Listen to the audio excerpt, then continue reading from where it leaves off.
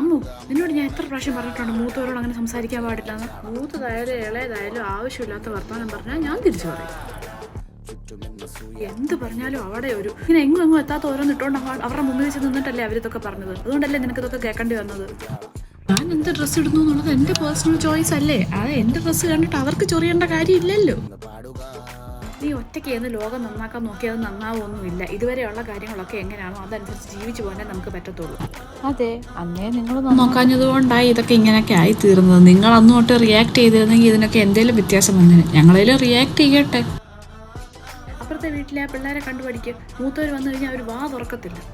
ആ പിള്ളേർ അവരുടെ വീട്ടുകാരോടും മര്യാദയ്ക്ക് സംസാരിക്കാറില്ല. അത് അമ്മമ്മ കാണാറില്ലേ. നിന്നെ സ്വർഗത്തിൽ നിന്ന് നൂലെ കെട്ടി ഇറക്കിയതൊന്നുമല്ല.